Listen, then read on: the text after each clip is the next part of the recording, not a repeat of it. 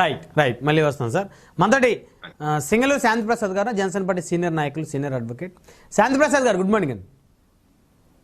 బ్రహ్మనాయుడు గారు, మీకు ప్యానెల్లో ఉన్న సోదరులకు నమస్కారం.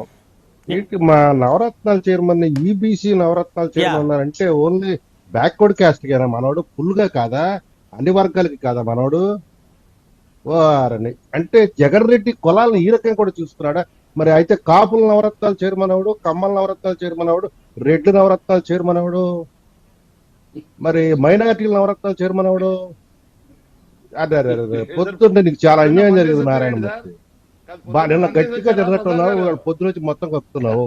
ఆవు వ్యాసం చక్కగా చెప్పావు. ఆవు వ్యాసంలో జగన్ రెడ్డి పేరు తీసేసి మిగతా పెట్టుకుంటే మొత్తం మీకే అప్లై అవుతుంది. అంటే ఎగ్జిక్యూటివ్ వైస్ చైర్మన్ నవరత్నాలు రాత్రి తాగిన దిగలేదేమో ప్రసాద్ గారు పెద్ద ఆయన.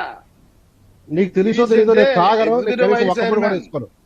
నేను ఒక్కప్పుడు కూడా తిన్నాయా? నేను తాగడం లేదు, నాకు ఇతర లేవు.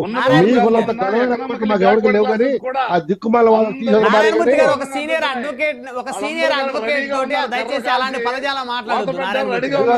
నీ మచిలీపట్నం వైసీపీ ఎమ్మెల్యే గారిని అడుగు చెప్తాడు నా గురించి. నారాయణమూర్తి గారు ఒక సీనియర్ సీత ఉన్నాడు కదా, పదజాలం వాడొద్దు.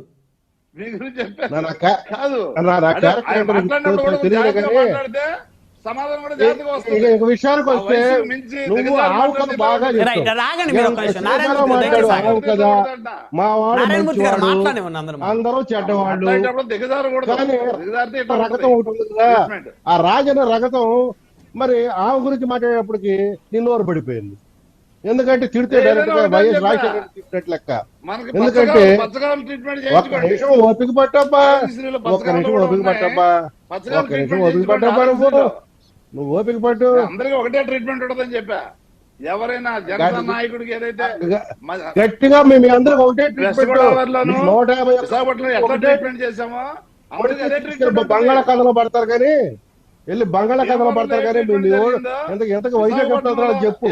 ముందు అది ఆడకుండా మీరు ఈ ఇప్పుడు కొన్ని విషయాలు మీ స్థాయిలో మీ భాషలో మీ అధినేతకు నచ్చే భాషలో మాట్లాడుకుందాం.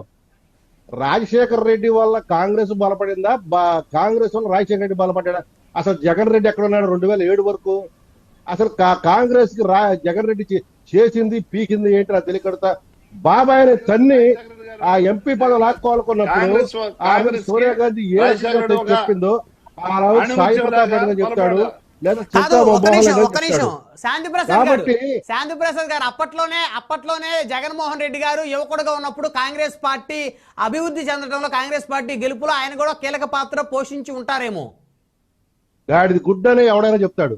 ఎందుకంటే చెప్తామేనండి, ఆయన ఎంపీ అయింది 2009 తర్వాత. 2009 తర్వాత ఎంపీ అయ్యాడు.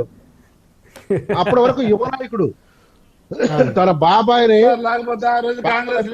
ఉండాలనుకున్నాడు, కానీ సోనియా గాంధీ కుదరనివ్వలేదు. నీ కొడుకు